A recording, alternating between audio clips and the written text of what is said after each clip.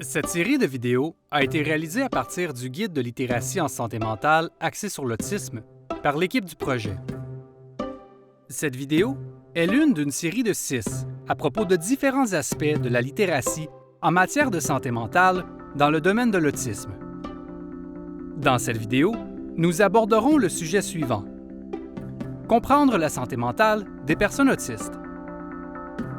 Les difficultés de santé mentale sont très courantes. Une personne sur 5 aura des difficultés de santé mentale au cours de sa vie, et on estime que ce taux est plus élevé pour les personnes autistes. Les facteurs sociaux, psychologiques et biologiques jouent un rôle dans la santé mentale. Dans cette vidéo, nous allons parler de ces facteurs et de leur rôle dans la santé mentale des personnes autistes. Grandir dans une société qui n'est pas compréhensive et qui n'offre ni acceptation ni soutien peut avoir un impact sur la santé mentale des personnes autistes et sur la façon dont elles se perçoivent les autres et perçoivent leur vie. J'ai l'impression qu'il y a toujours un jeu qui se joue socialement et que je ne sais pas jouer. Les gens disent toujours des choses qu'ils ne pensent pas, alors je ne fais pas confiance à la plupart des gens. À un moment de ma vie, je me méfiais de tout le monde. Parce que je me préparais pour rencontrer quelqu'un, pour une activité, et la personne arrivait une demi-heure en retard, ou pire. Le camouflage social, aussi appelé la dissimulation, c'est ce que fait une personne autiste pour passer inaperçue et ne pas paraître autiste dans des situations sociales de tous les jours. Cet effort de camouflage peut être épuisant. Il peut occasionner divers problèmes de santé mentale, comme l'anxiété, la dépression et une mauvaise image de soi. À force de masquer mon autisme et de socialiser au travail, c'est l'épuisement total.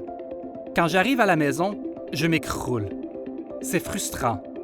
Parce que je ne travaille pas beaucoup d'heures, mais la fatigue est terrible. Ça veut dire que souvent, je passe toute ma soirée à dormir ou à récupérer du travail. Je n'ai pas d'énergie pour faire autre chose. Ou bien je me couche très tard pour rattraper le temps perdu à récupérer.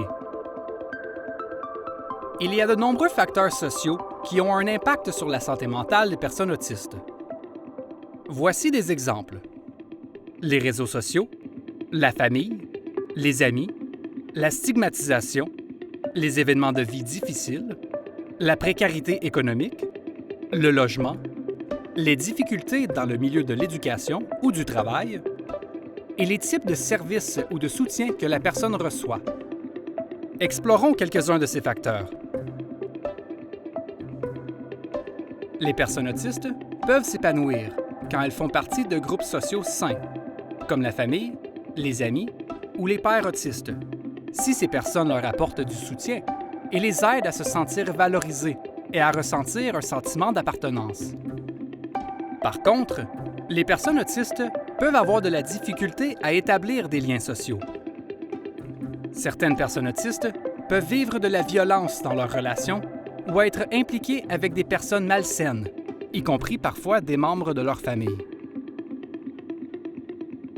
Une des choses que je trouve difficile dans les échanges avec les personnes non autistes, c'est toutes les règles sociales à propos des sous-entendus et des doubles sens qui sont utilisés pour interpréter la communication. Je comprends toujours les choses au premier degré, alors pour moi, ça occasionne beaucoup de problèmes. Pour les personnes autistes, l'éducation et le travail sont d'importantes sources de stress qui peuvent avoir des effets à long terme. Ce sont des milieux où l'isolement et la confusion peuvent être intenses. L'intimidation et la discrimination sont de graves problèmes. À l'école, on impose beaucoup d'exigences aux élèves, y compris lors de la transition d'une école ou d'une situation à une autre. Les milieux d'éducation et de travail doivent offrir un environnement de soutien pour aborder ces obstacles. Au travail, il y a plus de pression pour masquer mes traits autistes et pour faire plus que mon maximum. Ne jamais me plaindre, toujours utiliser un langage positif, avoir une bonne posture, sourire, ne jamais donner à l'employeur une raison de regretter de m'avoir embauché. Cet emploi est probablement le seul que je pourrais avoir, et avec le taux de chômage si élevé, ce n'est pas une question de juste partir et trouver un autre travail. Il faut démontrer à l'employeur qu'il n'a pas à regretter d'avoir engagé une personne autiste. Les personnes autistes mentionnent souvent des difficultés pour accéder aux services de soutien. Les services en santé mentale adéquats, qui savent tenir compte de l'autisme, sont rares et les obstacles sont nombreux. Ces services sont difficiles à obtenir, ils peuvent coûter trop cher et il peut y avoir de longues listes d'attente. Accéder à des services de soutien peut aussi être une source de stress. Les prestataires de services n'ont souvent pas l'expérience, la formation ou les compétences nécessaires pour travailler avec les personnes autistes, qui peuvent se sentir incomprises ou avoir l'impression qu'on ne les prend pas au sérieux.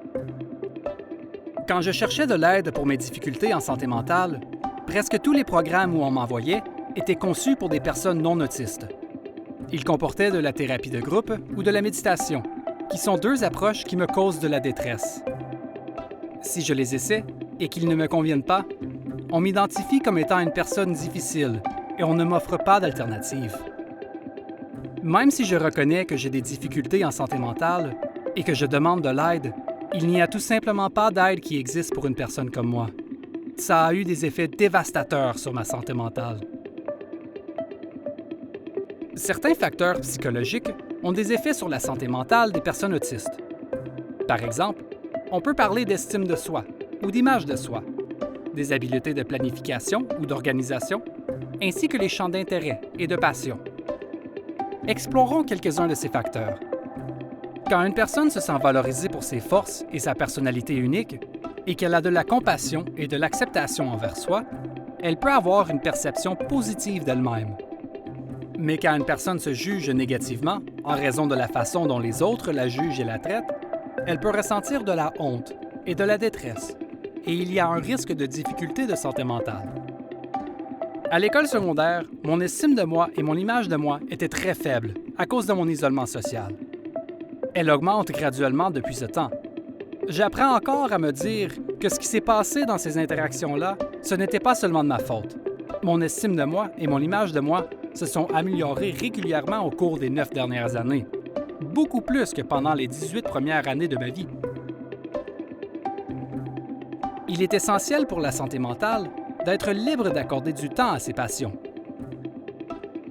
Quand les champs d'intérêt d'une personne autiste sont vus comme des problèmes plutôt que des passe-temps ou des expertises, la personne peut ressentir de la honte ou penser que c'est mal d'avoir cet intérêt. Bon nombre de personnes autistes ont une grande capacité de focalisation sur leur passion, ce qui peut être une source de joie et de bonne santé mentale. Notre fille dansait pendant plus de 20 heures par semaine. C'était son obsession, mais aussi sa source d'activité physique. Un environnement sûr, où le travail qu'elle faisait était l'équivalent de ce qu'elle en tirait. C'était un monde qu'elle comprenait. Malheureusement, la danse lui causait aussi une grande douleur physique. Elle a reçu un diagnostic de syndrome d'Ehlers-Danlos et a dû réduire la fréquence et l'intensité de ses périodes de danse. Pour notre fille, c'est 150% ou rien. Alors elle a arrêté de danser. Sa peine était insupportable, et elle l'est encore. Il y a des facteurs biologiques reliés à la santé mentale des personnes autistes. Par exemple, il y a la génétique, les différences sensorielles et la santé physique. Explorons quelques-uns de ces facteurs. Les personnes autistes ont tendance à avoir des différences sensorielles qui les incitent à rechercher certaines sensations ou à en éviter d'autres. Une personne autiste se sent bien qu'elle reçoit le bon stimuli sensoriel. Les informations en provenance de la vue, de l'ouïe, de l'odorat, du goût et du toucher. Ça peut même être calmant ou agréable. Certaines personnes autistes s'autostimulent, ce qui peut être calmant et qui peut aussi être une forme d'expression. Quand une personne fait de l'exercice, mange sainement ou est en bonne santé physique, elle aura plus tendance à avoir une bonne santé mentale. Je me garde en forme. Je fais de l'exercice 4 fois par semaine ou plus. C'est bon pour ma santé physique, mais aussi pour ma santé mentale et pour l'anxiété. Les problèmes de santé ou de forme physique peuvent avoir un impact sur la santé mentale. Ce sont par exemple la douleur chronique, le syndrome du côlon irritable ou les troubles du sommeil. J'ai le syndrome d'Ehlers-Danlos, Comme beaucoup de personnes autistes, je ne reçois pas de soins ou de traitements adéquats pour cette condition et je ressens de la douleur constamment. Les effets sur ma santé mentale sont dévastateurs, car avec la douleur, toutes mes difficultés sensorielles sont bien pires. Les facteurs sociaux, psychologiques et biologiques dont nous avons parlé dans cette vidéo jouent un rôle dans l'expérience de la santé mentale des personnes autistes. Pour d'autres exemples et plus d'informations au sujet des facteurs affectant la santé mentale des personnes autistes, consultez le guide de littératie en santé mentale axé sur l'autisme. Savoir, c'est pouvoir. Ce projet est financé par l'Agence de la santé publique du Canada.